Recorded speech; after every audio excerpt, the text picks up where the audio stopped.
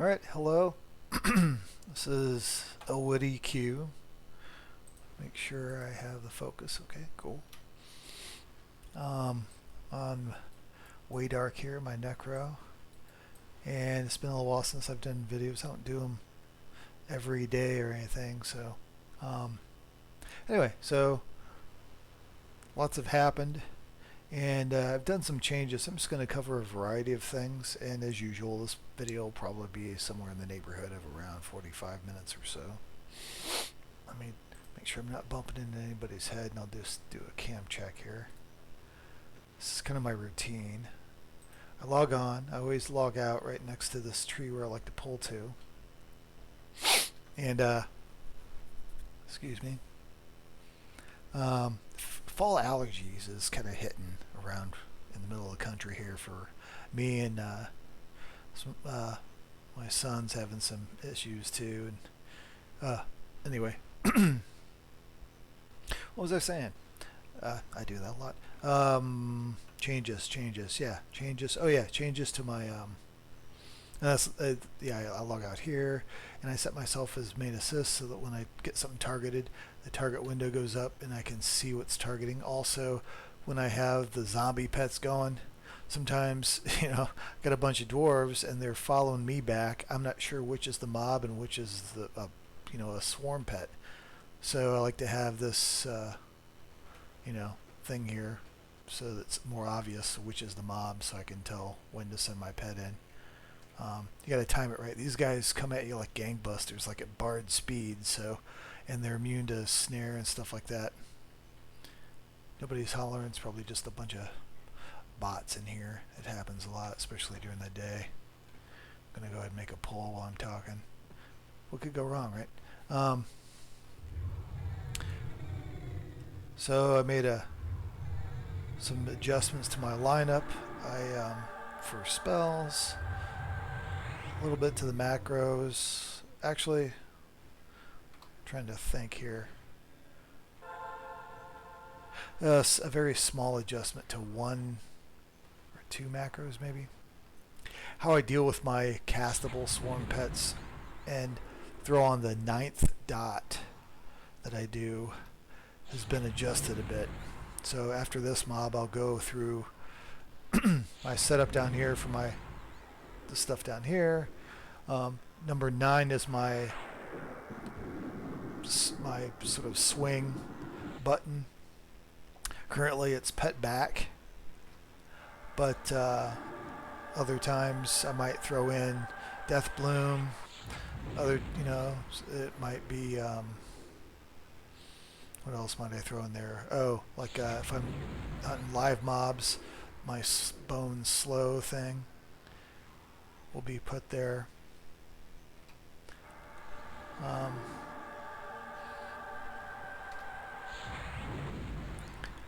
Stuff like that. I just like to be able to use the buttons. I set my cursor right over here with the black backdrop so I know exactly where the cursor is, especially in this light environment. You got your cursor up here. A lot of times it's very easy to lose track of where it's at, so you have to wiggle it around a little bit. What's going on? So right here I see where it's at. So on the rare occasions that I really need to use the cursor to click on something or whatever, I can, I just know where it's at. This is the Rildar Blackstone camp. This is my main jam. I've tried some other camps in this Western Waste zone a little bit, and this is just the easiest one to solo for a Necro. Ran into somebody today that was looking for a group as a Necro. I was like, and I told him I just mentioned this camp, and it was, I would say, it's like a hour and a half, 2 hours ago. I was on for about an hour this morning, and he came on, or she, whoever it was, and they looking for a group. I was like, hey, you can solo this Blackstone camp, Rildar's camp, if you want. I'm going to leave in about 5 or 10 minutes. And they thanked me for the suggestion. They were anonymous, fully anon, so I have no idea what level they were or anything like that. So maybe they were slim on AAs. who knows? I got a feeling that that might be a trick also some botters might do to make sure the zone is clean of any prying eyes that might report them or something, right? They take one of their anonymous characters and they just do a looking for group and see if there's any responses. If there's no responses, if it's dead like I just did, I did a camp check. Nobody's responding. Crap, man. Nobody's saying anything. It's why? Because even though there are 32 characters in this zone, I imagine, wow, it's not quite as many anonymous people as normally. But I'd imagine most, if not all of these are botters, AFK botters. And if not AFK the entire time, you know, AFK for large swaths of time. Maybe they're at work. They set up their bot team in this zone to mine friggin' crystallized ore for alts and guildmates because they're maybe some raiders. There was a raid guild that I thought about joining, and I joined for a little bit, and I quickly got the idea and was exposed to the idea that they not only boxed, but there were a few of them, a couple of them anyway, that literally would AFK bot, just let their tunes run automatically while they might have been in the room, or they may have been sitting watching TV or something maybe, but they weren't responding to anything going on. I was at the time with their guildmate, and I'm like, hey, what are you doing? You got room for in your box team? Can you drop a merc to help me get some more or experience? I forget what the situation was at the time. And they didn't respond. I ran circles around them, and they just kept rocking on, completely ignoring me. So I knew full well it was I'm not even going to say what zone it was, but it was in a zone that was pretty common. People would AFK bot their box teams, AFK box, whatever you want to call it, and it was annoying. So I basically quit the guild on the spot. I'm not going to say what guild it was either. I'm not going to call people out or anything. It's not worth it. It's not worth my time. It's freaking high school stuff, man. You know, this is a game. I do what I can. I have fun. Crack a joke once in a while. You know, I don't need drama. Got enough real life drama with my life. This is supposed to relax me. It's supposed to be a little bit of fun. I don't need that crap. I don't rely on a game to get a sense of accomplishment in my life. I'm mainly just trying to keep up with the expansion pack so I can have decent enough gear to be able to, when a new pack hits, I'm powerful enough to be able to solo for experience, at least. If not, maybe even try to take on probably not a named, not until at least I'm in max level, right? So, the raiders might be able to do that, but I don't expect to be able to take on named mobs in any X pack until I hit max level or max AA, whatever the situation is. Crap, I didn't go over my macros here. Just give me a second here. And the spells. I got rid of the undead dot. Do I have a... Nope, no zombies. Let's hit horde at extra time here.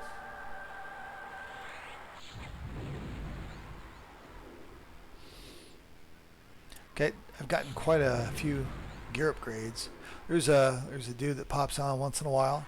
Sometimes I have time, sometimes I don't. He usually asks if I want to do a couple of missions to get me some ore from the chest. And lately I've taken advantage of that, and I've said, yeah, like last couple times.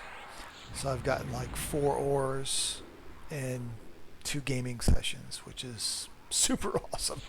That's really good. I have a lot of ore to go.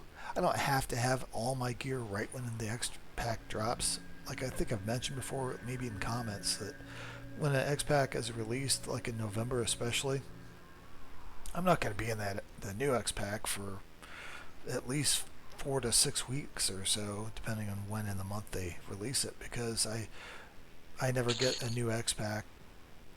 I get it for Christmas. I just quote unquote Santa Claus gets it for me for Christmas, and um, so there's that. So I never jump in right away. Just time.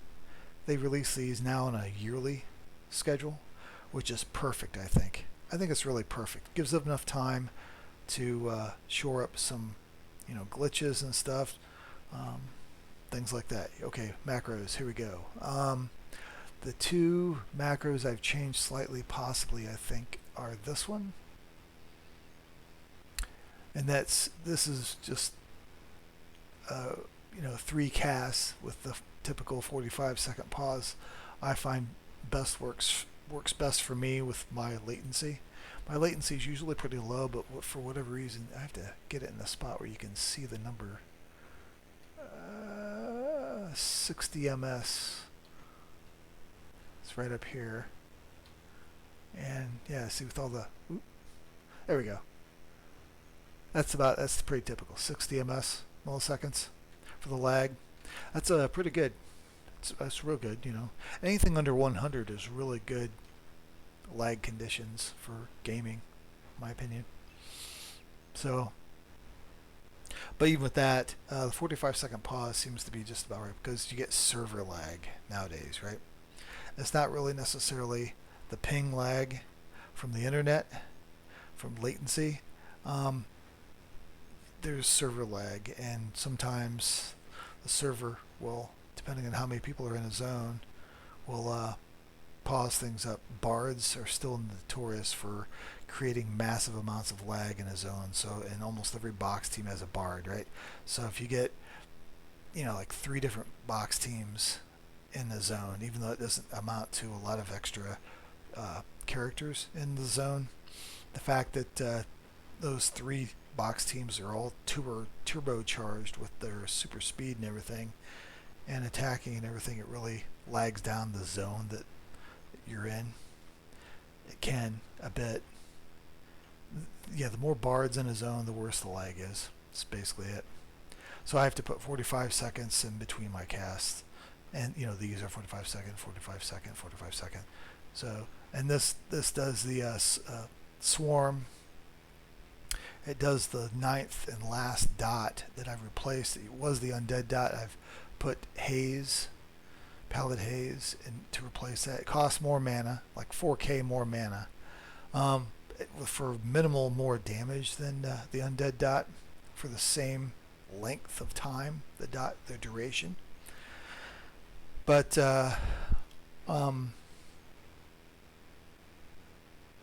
gift of mana will proc, and it'll be able to use this. If it procs off this, the next thing will be able to be. It's all the same level of spells there, within the same level range, 111 to 115. So I don't know. I just wanted to keep it simple. I really like having the undead dot, but I don't know. I figure the next X pack they'll probably, if they don't upgrade it, they're gonna phase it out. It's no longer been counted in for the focus AAs. The last time the focus AAs for that undead dot was, which one is it here?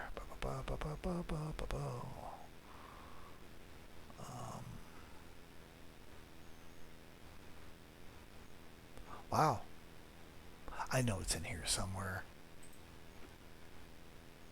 I'll have to kind of guess. No. That's the Stand post blood, liquidification. No, probably no. No. Those are literally all the wounds. Grass pace. Pyres. Scourge, there we go. Yeah, that's the one. Yeah, so Scourge of Fates and Scourge of Destiny. Scourge of Face is a 97 spell. And this, come on, man. It's 108. So 97 to 108. So, so 97. That means from 96 to 100 was this one. And 101 to 105, they skipped. And then 106 to 110, they had this. So every other X pack, or every other level range increase. Is that right? It should be like, anyway, they increased the levels from 1 up to, from 111 to 115 up to 115, and they did not add one of these. So I don't know. I think they might be phasing that out. Of course, if they phase it out, then yeah, it's just the Pallid Haze. This line of dots is the one to put in there for the 9th dot for me. Wounds, the combo disease. Then I put Shadow, Wretched, I added. Since I was already running Pallid Haze, but Wretched basically replaced, not in order, but it replaced the Undead dot. Then you got Crystal and the awesome Fire dot, Oblivion, Haze. Since this counts as 2, so that's 1, 2, 3, 4, 5, 6, 7, 8, 9. I've been told by a pro dude, basically, that Zelen, that for you to do optimum DPS as a Necro, 9 dots. You want it for the current content stuff.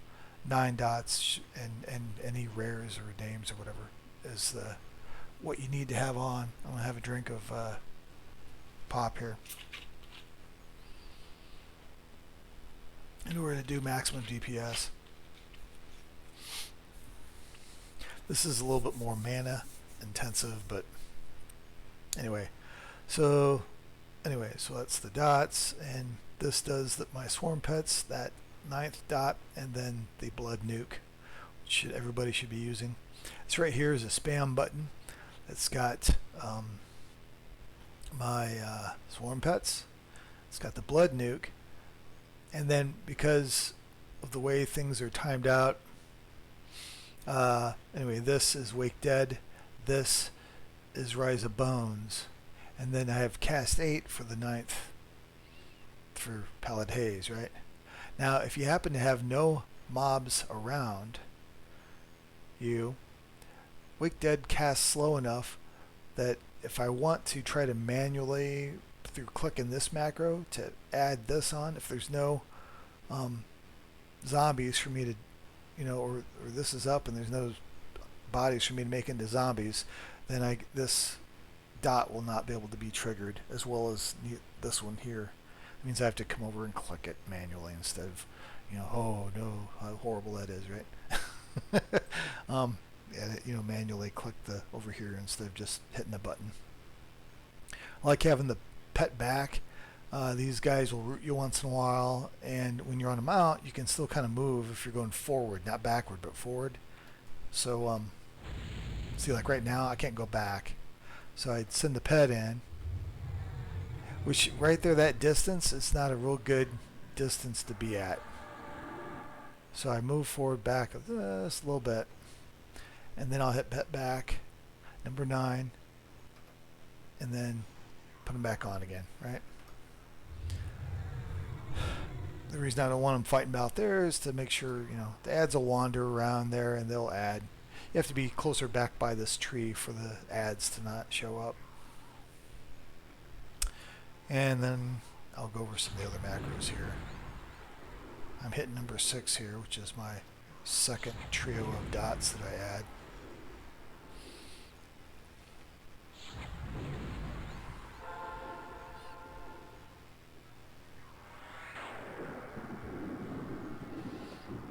And now number 7, which is a recast macro of the swarm, my 9th dot, that poison dot, and blood nuke. I hit number 8 right away to trigger Wake Dead while the other spells are on cooldown. I have no zombies, so I hit it again to hit the first thing in that macro, that spam button, which is going to be my swarm skeleton pets. Now I hit number 6, and based on how the damage is right now, that number 6 is probably all I'm going to really need to kill this mob. It's probably a 112. Yeah, it's a 112 mob. They're easier to take down. I'll throw on Swarm Pet just to, because it's free and just to make sure. Yeah. Invis the Undead just in case the name spawns. I don't want him jumping in on me anyway. Although he probably... Actually, no, I don't think he assists the dwarves. Him and the dwarves are on different factions, even though they're PHs for him, which is a little weird. There's probably something in some story lore to deals with that. Alright, so these I've already covered before. These are unchanged. This is the same thing as that, except this is regular invis. That's just undead invis. This right here is just, I have this spell by itself because sometimes when I'm on the named, I'm going to have to recast this, especially with my burn stuff going on. They shorten the dots to increase the damage on them, which means you're going to definitely, on a rare, have to recast this at least once, usually just once. So I have it on its own button. Rune debuff. This is the one I see people that I think I'm a little unique on, that I don't know, I thought I would. Okay, so I have the Terrace of Thule, whatever the AA debuff thing that we have that does disease and poisons type debuff, and also has that effect that if they're undead it'll slow and cripple them. So I put that on first. It also has magic debuffs in it and stuff like that. And then I have it casting this right here, Cascading Death Shield. Some people I've seen, and then, okay, so it casts Cascading Death Shield, and that's pretty much the function of it. The next one right here is the A shield, the AA rune shield, right? And this right here, I think this is like complete pet heal or something. To be honest, I'm not quite sure. Pretty sure it is. I suppose I ought to check it out.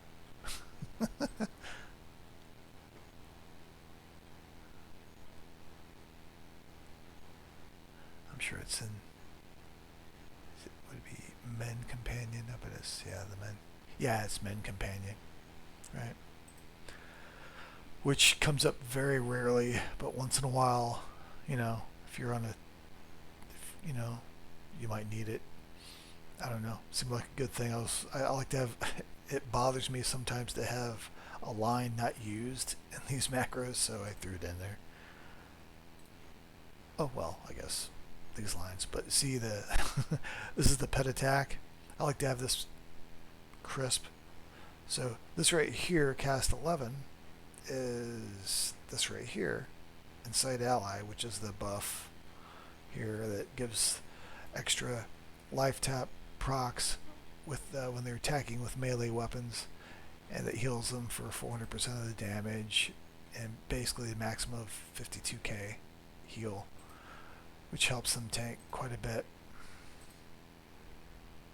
And this right here, it's the AA snare, plus as the AA debuff, or like dispel on the mobs.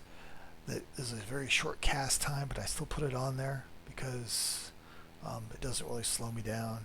And some mobs will have buffs on them that you want to have debuffed before you start trying to kill them. Right there you saw it try to cast.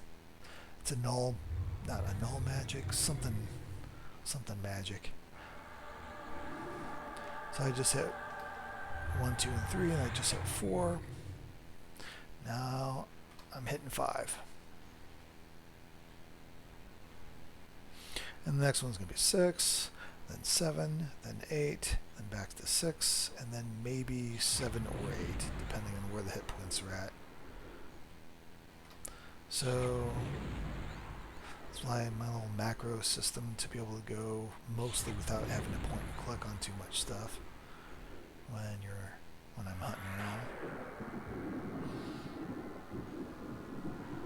around. I think I wanted to touch on a couple more things. One thing was the perks that they're adding in. Some people are kind of all up in arms about them. Some people are probably glad. This is an old game, man. They obviously need to bring in a little bit more revenue if they can. Hey, there we go. I got a zombie. When they can't, I mean, for a game like this, they can't just straight up. It'll kill their subscription rate, I think. They feel if they just do a flat increase like they did one time before, right? And other competitors that they are competing with in subscriptions, sort of based MMOs like World of Warcraft, and I think that might be the only one. No, Lord of the Rings Online, I think, has a subscription. Anyway, so you got to compete with those. This is sort of the grandfather trying to compete with the kids. So, it's hard for them to justify a flat subscription increase. So they kind of entice you to spend a little bit more monthly connected, with the monthly bill if you subscribe. So that's going to proliferate. This guy's going to die. I'm just going to let him go. He's going to die. So I don't, so I see why they're doing it, I think the perks are not super overpowered necessarily. They're kind of nice. I don't think they're going to imbalance the game itself. You might be people that don't use perks are going to take a little bit more time to reach the same goals that people that do use the perks. Is it going to be that much more time? I don't know for sure. I'm guessing probably, but maybe a month, 3 or 4 weeks longer to do the same thing, because the bonuses are relatively minor. Maybe 2 months.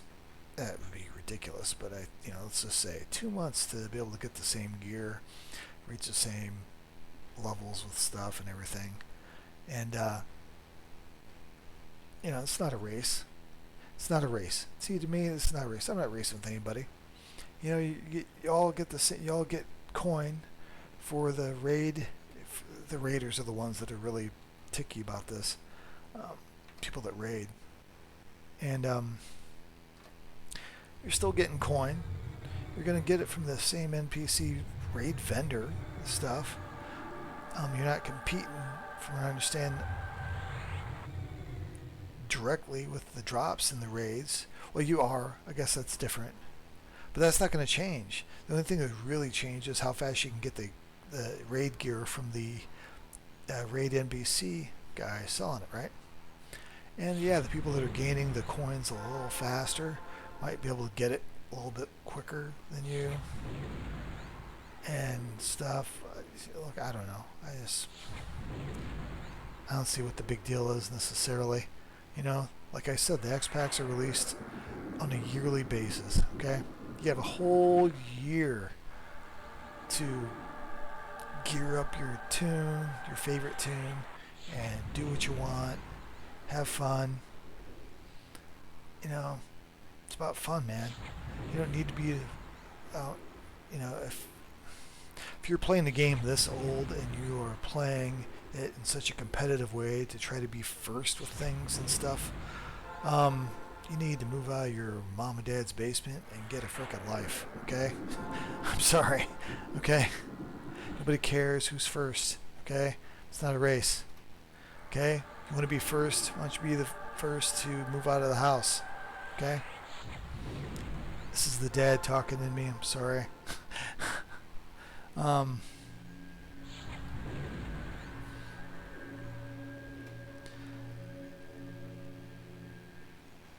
So let's see. So there's that.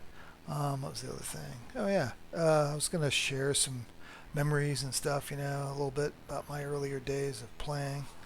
Um, Seems like me and 12 strings is kind of aligned with some of our experiences. I think he was more hardcore than in how he played, but as far as I don't know, just kind of life circumstances when we were playing back in the day, 20 years ago, um, it seems to be very similar.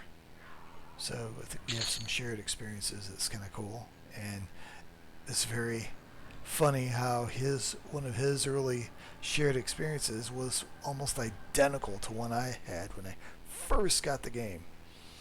And I'll say I already mentioned it in a comment on his video, but I'll wait. I'll put it in the video that I do for the memory stuff. I'm not going to do it now. I want to get on a character.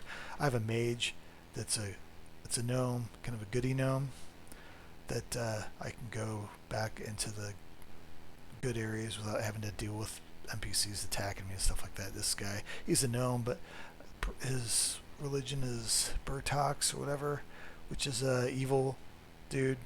So the dwarves aren't going to like this guy. I suppose I could check the faction.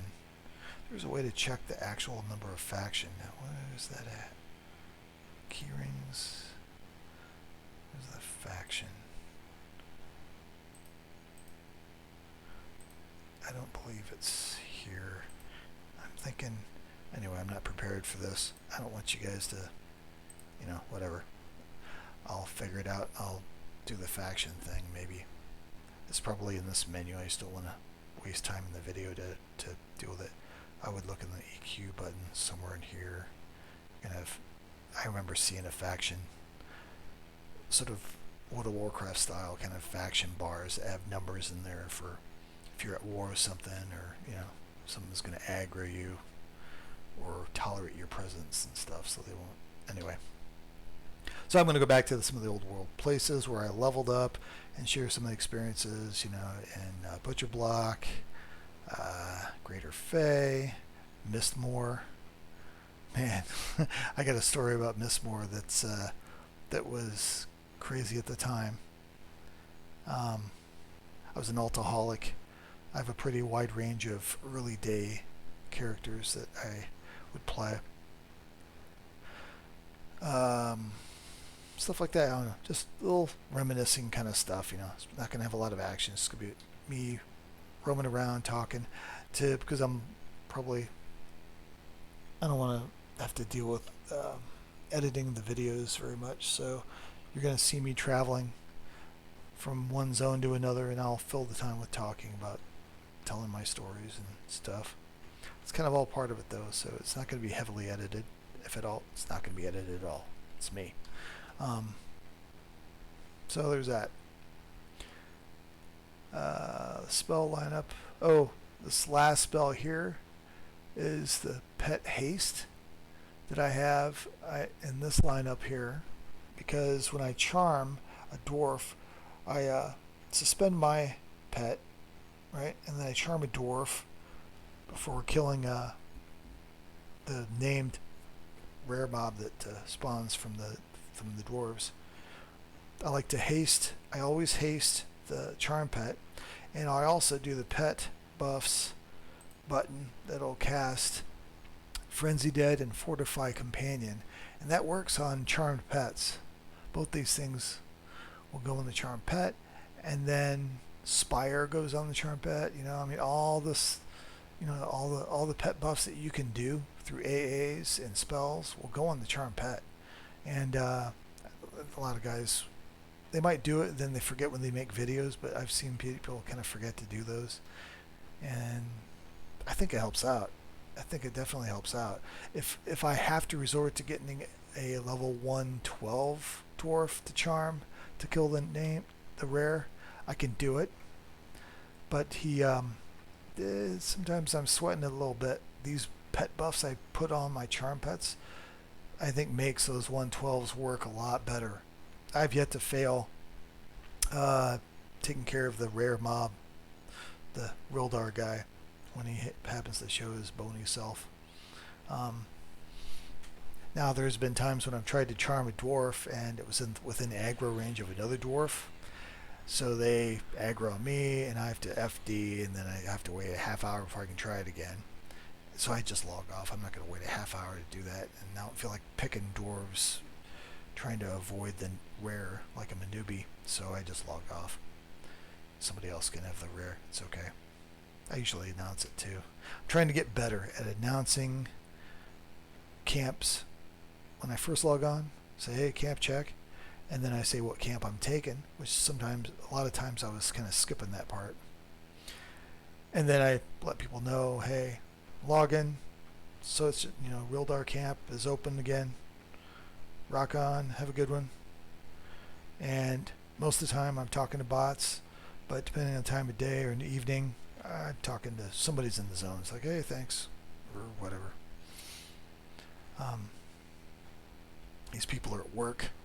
I don't think any professional kind of MMO botter does it to make money in this game. Is too now. Well, the Warcraft is still popular enough, with millions of people playing it.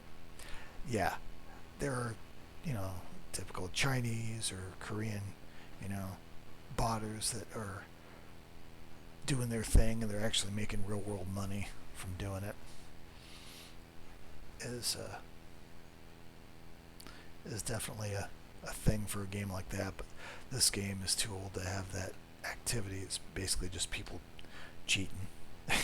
They're at work and they either have it running right there at work and they're not paying attention to it, or they just set it before they leave for work at home. And if they get caught, they get caught, whatever. I don't know what their thinking is. I play the game. I play the game and I have fun. I'm not in direct competition with anybody. I believe that's it. I think I wanted to cover. Yeah. Okay. So it's ODQ. It's the Rildar camp in Western Wastes. Have a good one, and I'll try to another week or so. I'll put up that memories video, going through some of the old zones, telling stories about stuff I did and how I came to EQ and stuff like that. And I'll try to keep those shorter because there won't be really any fighting in those. So I don't know. Maybe we'll see. Have a good one. Thanks. Bye.